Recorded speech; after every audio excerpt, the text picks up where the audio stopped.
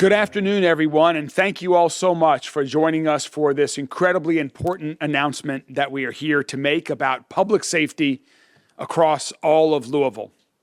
Public safety is my top priority as mayor. Public safety is my entire administration's top priority because everyone deserves to be safe and feel safe in their neighborhood and every corner of our community. And we're making great progress in this regard. There is such positive momentum when it comes to improving public safety. We're moving in the right direction. Last year, violent crime was down across the board. And this year, that trend continues.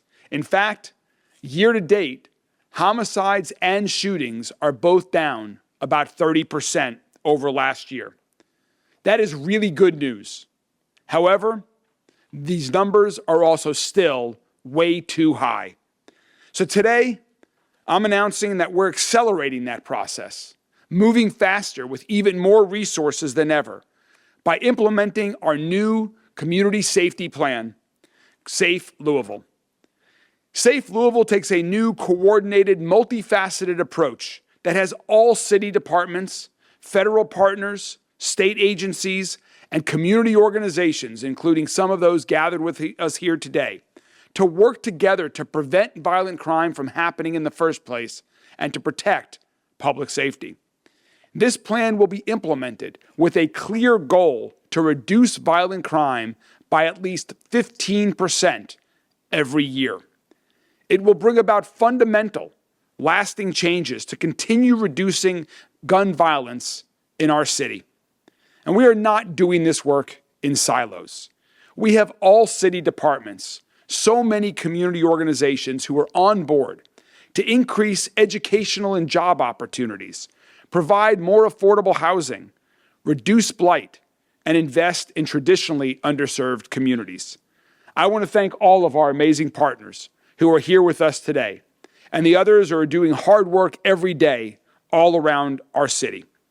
From faith leaders to community organizations to families of violent crime victims, I appreciate everyone who's here with us and doing this important work because it's the most important thing that we can do for this city, which we all love so much.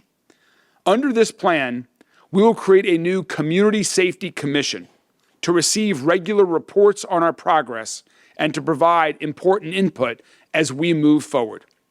In addition, the Office of Safe and Healthy Neighborhoods will now be known as the Office of Violent Prevention, and its work will evolve to support this new plan, Safe Louisville. The Safe Louisville plan has three key pillars: prevention, intervention, and enforcement.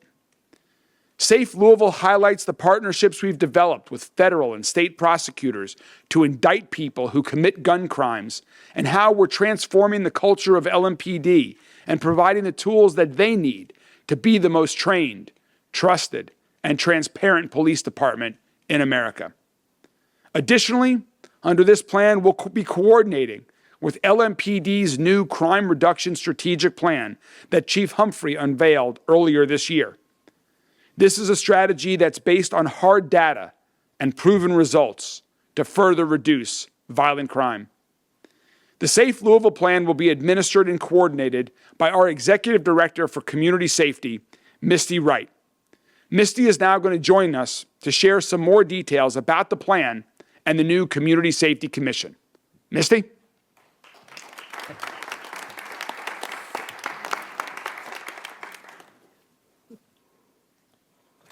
Thank you so much, Mayor. And hi, everyone. I'm thrilled to speak with you today about Safe Louisville, the Mayor's comprehensive violence reduction plan. And as he just described, that plan has three pillars. First, prevention. Second, intervention. And third, enforcement. And I want to take the next 10 minutes or so to give you a bit more information about each of these pillars. Starting with prevention.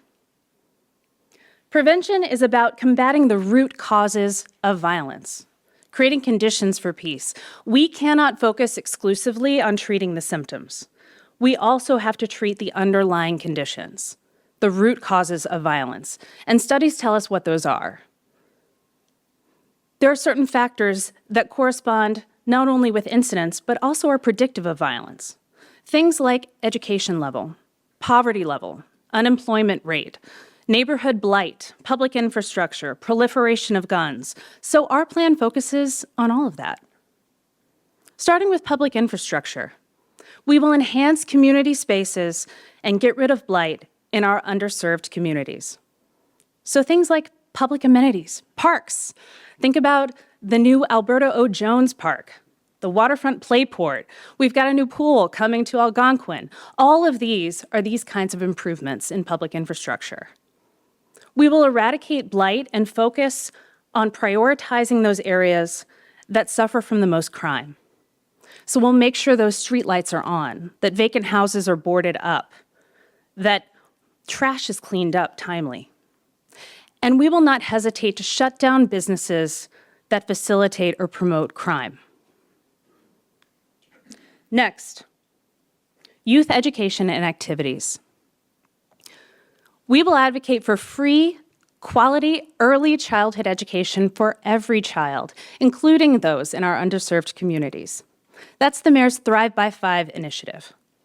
We'll expand access to libraries for kids. In February, the Parkland Library was renovated and reopened for everyone's use. That's a great example of that. We'll partner with community organizations and business leaders to create learning opportunities for our underserved youth.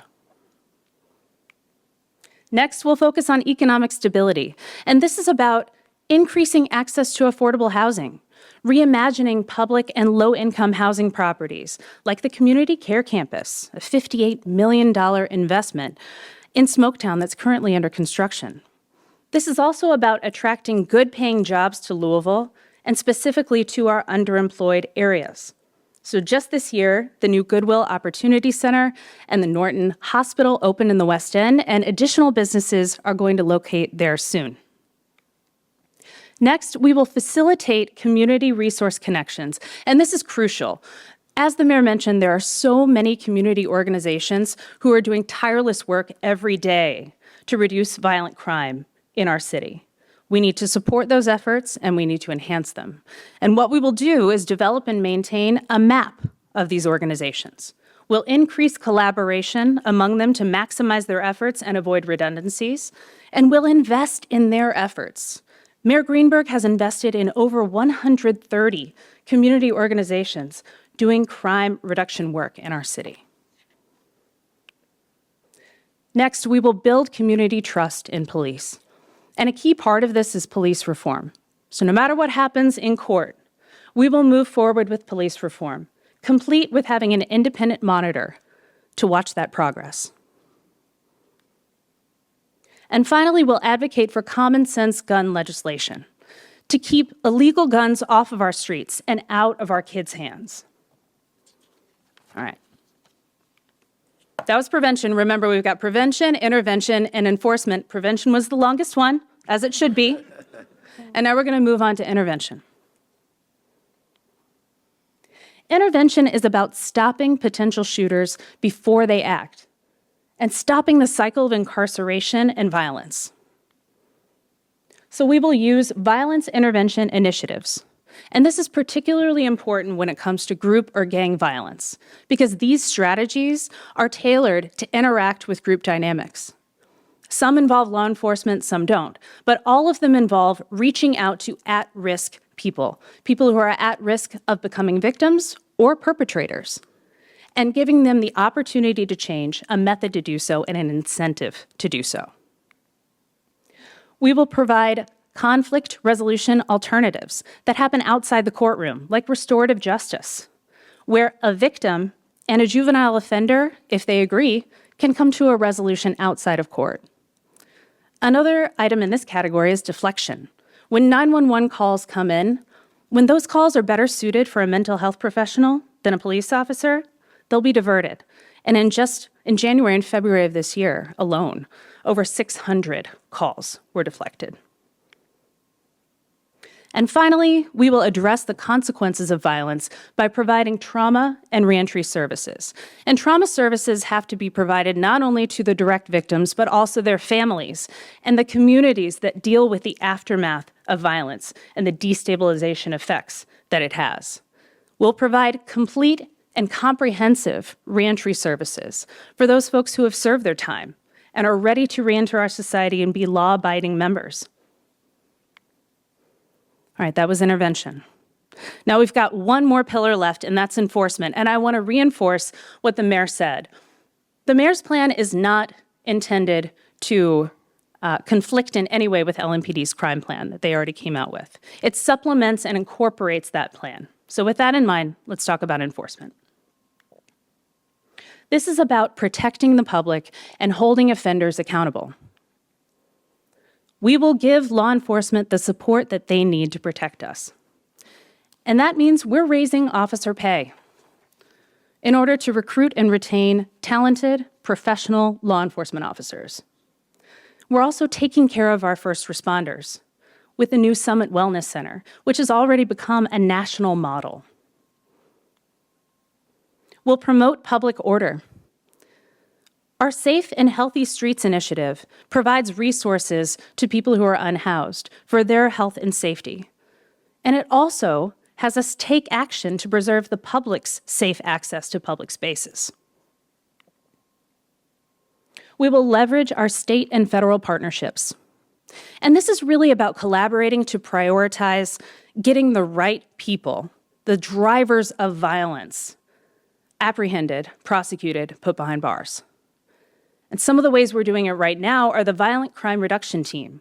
The Kentucky Attorney General has contributed prosecutors that are helping up our numbers in gun prosecutions.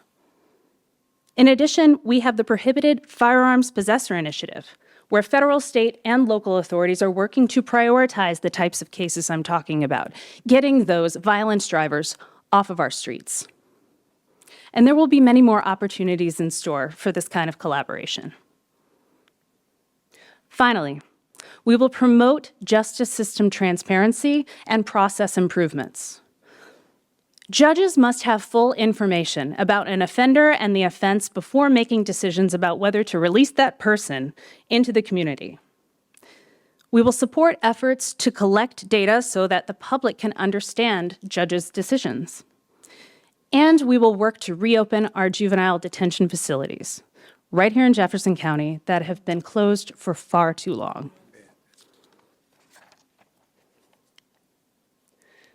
Safe Louisville is a 5-year commitment with a goal of reducing violent crime by 15% each year.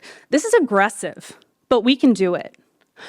And in my capacity as Executive Director of Community Safety, I will coordinate plan implementation in close consultation with our new Office of Violence Prevention, formerly OCEAN, with LMPD, and with our other partners, both in and out of government. We will collect data and provide regular updates, including those updates on all of the successes that don't necessarily make it onto primetime TV. We want you to not only be safe, but feel safe as well.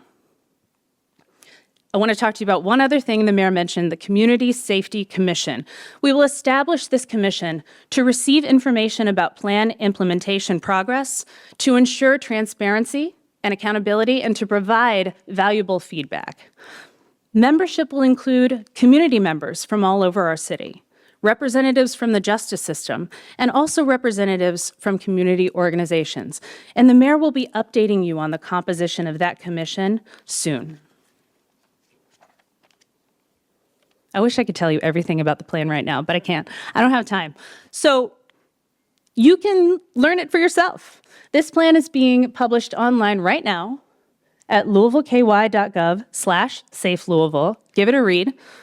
I can't wait to give you updates along the way as we implement this plan, and to all of our partners in government, in the community, in law enforcement, thank you. Thank you for your support, your energy, your commitment to work together for a safer, stronger, and healthier Louisville. Mayor? Thank you. Thank you so much, Misty. Misty just joined us right after the first of the year and has hit the ground running with her effort to get this plan into place and to make sure she is developing relationships with folks that are implementing all of these aspects of the Safe Louisville plan. As she mentioned, as I mentioned, Safe Louisville is specifically designed to work closely with the work that LMPD is already doing and their strategic plan. So Chief Humphrey is here with us to share how that plan is going and how what they are doing fits in with these initiatives that we're talking about here today. Chief?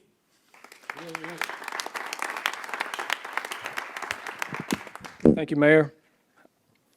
You often hear us talk about mission, and the mission is not to stand up here, us old folks, and have press conferences. The mission isn't to put a plan together that we can talk to you about. Those two right there are our mission. Our mission is about keeping people safe so they can thrive, so that kids like this can grow up and be the best versions of themselves that they can. Important in that mission is how we pull it off. We have to have a cogent plan for everyone to understand how they fit into executing that mission. This gives us a plan on paper that supplements the plan that Louisville Metro Police has put out. We are part of this. It is great for officers to understand that the entire government body is dedicated to making sure that we are supporting the community in being safe, that this is not a police mission alone. Police cannot be the only ones that are out here keeping people safe and helping people thrive. This is about embracing the holistic person. This is about embracing community. This is about embracing partnership. This plan is an opportunity for us to explain to you, the community, how we can serve you and give you opportunities to give us feedback on how to do that better, and then explain to you what we're accomplishing along the way so that you can hold us accountable to the mission that we've set forth of keeping you safe and making Louisville a better place to live, work, and play. Thank you.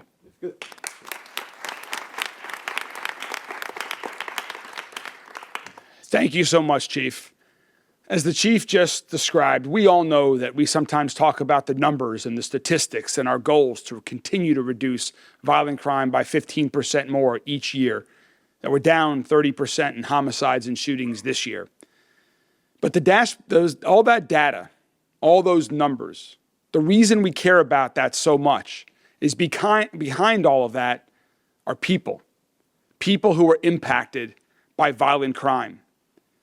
And as someone who has personally experienced an attack of violent crime, I strongly empathize with every victim, with every family who has a victim in it, who has had that horrible experience of being a victim of violent crime.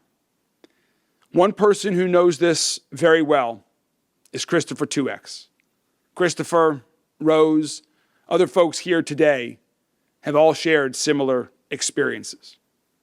And Christopher works with crime victims and young people like his two friends here with us here today, and has channeled that energy, that passion, that commitment to reduce violent crime into creating game changers and future healers, programs that work to prevent violence in our community. Future Healers focuses on ensuring that our kids have a path out of violence and into success. Young people, like those with him today, who have been directly impacted by gun violence in our city at their young age. But now, thanks to his organization and his leadership, are on this amazing, exciting path, a path towards healing and incredible personal and academic growth. Christopher 2X is here with us today to talk about his work and how this plan works with his efforts to positively impact young people and have all of our young people in Louisville on that positive path to success. Christopher?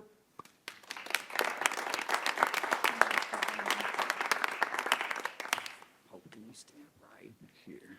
Just like that. It's okay. Hold your head up, Sean. It's okay. Mayor, thanks a bunch. Misty, Chief, all community leaders and partners, Bishop, everybody, Kenneth, Kim, everybody. Thank you all so much for y'all's great contributions. And in behalf of the Future Healers Partnership, which is made up of U of L Department of Surgery surgeons, the School of Medicine, at U of L, and equally the J. David Richardson Trauma Center. Thank you all for inviting us in to be a part of a plan that focuses on a whole of community, but equally at the same time puts an emphasis on how we get to the symptoms early on and not see this problem down the trough, if you will, later on. And so with that said, the mayor invited us to bring a couple of the future healers. I'd like to introduce them. To you all's right, my left, is Skylar. To you all's right, my left, is Shane. They both go to Foster Traditional Elementary School, or Foster Traditional Academy, the elementary school in JCPS. Equally at the same time, they are great students, great grades, but they suffer like many children, unfortunately, in this community have over time due to the unspeakable gun violence that has put them in a category as survivors of secondary trauma, the way we want to coin that.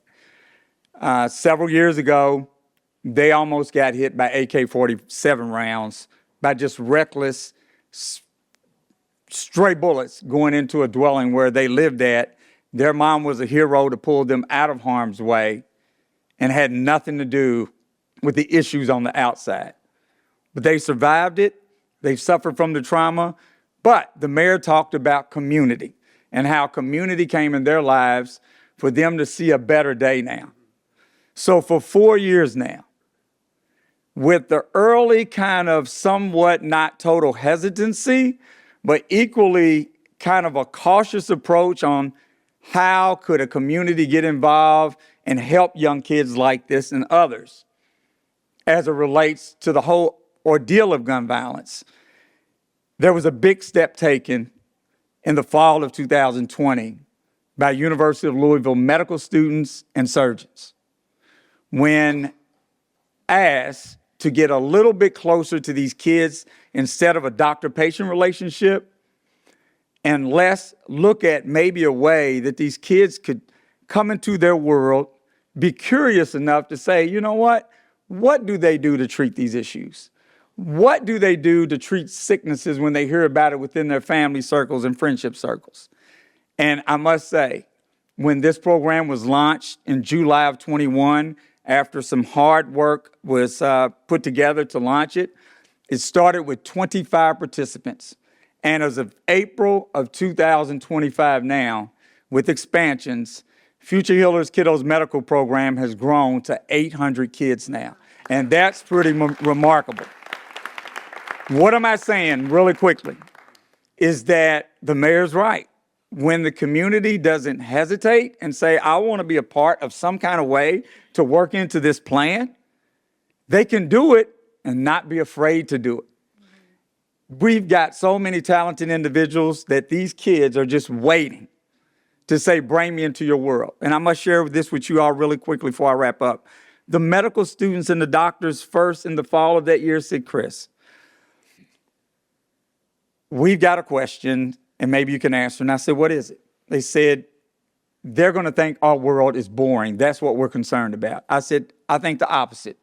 They're going to think you all's world is so curious and fascinating. And you all are allowing them to come a little closer to you all's world. Great things are going to happen. I end up winning out on that end thus far. With that said, though, that's the beauty of the community part of this plan.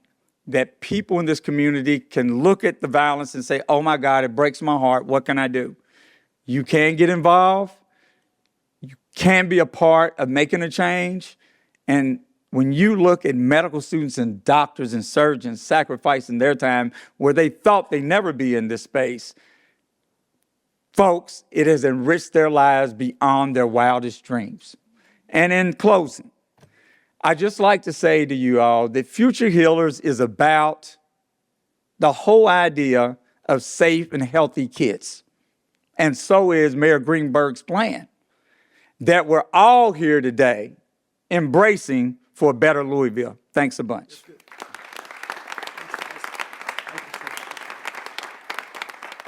Thank you so much, Christopher. I had the opportunity to meet these two great kids at the zoo a year or two ago as part of the program that you all, you brought all of them out. It wasn't quite the 800 yet, but I think we were about 70 or 80 at that point in time that were out there. So thank you so much. This is going to be an evolving plan. And this plan is going to help us continue to come together, to continue to break down silos, whether they existed in metro government, whether they existed out in our community. We need to continue to work every day to break down these silos, work together in a coordinated fashion to help our police, to help our prosecutors, to help our community organizations like the amazing ones that we're here with today, to help our judges make good decisions so that we can all collaboratively work to make Louisville a safer city. I'm really confident that this plan is going to work to continue to improve lives, to save lives, and do so much more. And we're excited for the community to all be a part of it, to work together to make our city a safer Louisville. Thank you all very much, and we're happy to take any questions from members of the media. I know you're renaming the Office for Safe and Healthy Neighborhoods. Can we expect any restructuring as it comes to staff or anything like that? So right now there is a new interim director. Jason Tatum is the interim director of the Office of Violence Prevention, and we are doing a search for a new director of the Office of Violence Prevention. Additionally, that office will now report to Misty Wright, as will Group Violence Intervention. And so we'll be making announcements about that as we move forward. This release says that a goal of this plan is to improve the public's perception of crime in the city. Now, whether you reduce it 15% or 99%, there's going to be that one person that's a victim of a crime. And there's going to be that one person who hears about gunfire at Waterfront Park. What exactly in this plan addresses public perception? Sure. The question, I'll repeat the questions also just so everyone can hear them. The question was about what are we doing to reduce the perception of crime? I think that's a critical and important part is you've heard the stats, you've heard the data. We have positive momentum when it comes to improving safety, public safety in our community, and we've made tremendous progress under Chief Humphrey's leadership and over the past several months. That needs to continue. Lots of folks don't know about it. The way we can do that is working with community organizations to make sure that their members know, to get out and about, to talk about this plan, to educate people about what's going on in the community, to meet with chambers of commerces, community organizations all across the entire city, from east to west, south to downtown, the Highlands, every neighborhood in between. We are going to be part of what Misty is doing, is working to get out in the community so that they know what's really happening. I mean, you all know, all of you are in the media. And the media, this is not a criticism, it's just an observation. The things that make the media are violent crimes, sports, and we've certainly seen in the last 2 weeks, this community loves to understand about its weather. I mean, those are the things that are easiest to be covered in the media on a regular basis. And so we want to continue to provide additional information that might not have time within traditional media's time or print restrictions, limitations, to make sure that everyone knows what's going on. And that takes hard work these days. So we're going to do as much outreach as we can, and that's part of Misty's responsibility to get the word out. And if it's going in the wrong direction, we're going to be transparent about that too, so we can get even more help to get it continue going in the right direction. Thanks, hold on. I didn't see who that was, I'm sorry. Oh, okay, the light was in my, sorry. New in this plan that we haven't seen in years past? How will folks in the city be safer tomorrow than they were yesterday? So the question about what is new in this plan, one of the biggest things that is new is just the level of coordination. You take what Misty was talking about earlier with respect to streetlights and infrastructure. Historically, those were Department of Public Works issues.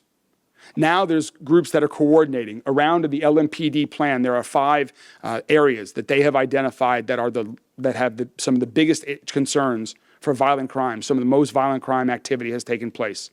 There are regular meetings with folks from LMPD, Public Works, the Parks Department, that Misty and an individual, a senior officer from LMPD are convening to make sure that we're all working together in toward coordination to not just add more officers to that area, but to do all these other areas of improvement. So that's one of the biggest is the collaboration and the breaking down of the silos. A lot of what we've been doing, you heard about already, is the reason why we're making so much progress. We have to move faster and do more. some of the initiatives with respect to ensuring that judges have information that we think that they need so that they can make good decisions when it comes to handing down, dealing with justice issues. That is also a new component of this plan as well. Some of the partnerships with state and federal governments that we're talking about right now will additionally be new that we have not yet implemented. The plan is effective until 2030. Is the plan to, evaluate if it is working, what needs changing in 2030, or will it adapt throughout the years? So the question was about the plan we've talked about as a 5-year plan and whether it will adapt. Yes, I mean, I do think that there will certainly, as we learn more, as there are new suggestions for what can effectively be used to reduce violent crime, we will certainly adapt. Part of the Community Safety Commission is to listen, is so that we can hear what people in the community think might be other things that will work, to give feedback on some of these initiatives. If they're not working, let's pivot. Let's change the way that we're doing things. And so we believe that this plan will be an evolving plan here. If you want to chime in, Misty, chime into any of these also. Eleanor. I believe you mentioned something, or Misty maybe mentioned something about police being paid better over time. Is that something that you're looking at, proposing another raise for police officers, and will that be part of your budget? The question was about police officer pay. Right now, we are in the middle of a police contract with the police union that had historic raises for members of LMPD, particularly people who joined LMPD in their early years. And so that's what that reference was to. That contract is not up at this point in time, but I believe that continuing to pay our police officers well, continuing to provide raises for our firefighters, our EMS, paramedics, for our call takers, all first responders, there is no better investment that we can make. That is just part of it, but it also goes beyond pay. It's about providing them with support, things like the Summit Wellness Center that has shown great results in its first year, and some other initiatives that we're doing to support all of our first responders that will be rolling out in the near future. You mentioned an interim director as well. Are you saying that the previous director of Ocean, Paul Callahan, is no longer with the Metro government? That is correct. Paul Callahan's last day was last Friday. Roberto, hold on one second, and then we'll get back. Roberto? Opening the Juvenile Detention Center, or YDC, the state put some initial funding towards that, I think, over a year ago at this point. And I think there was some hope that would move quickly, but then, we also heard from David James that we're looking at a years-long process. What's the status of reopening YDC at this point? So the question was about the status of opening the Youth Detention Center. We are working as hard and as closely with the state government as possible to get that reopened. That property is now the responsibility of the Commonwealth of Kentucky, just as they manage all of the other youth detention programs and locations around the entire state. And so the renovation and reopening of that will be under the Commonwealth of Kentucky's jurisdiction. And so we're working with that team to do everything we can to support them, to encourage them.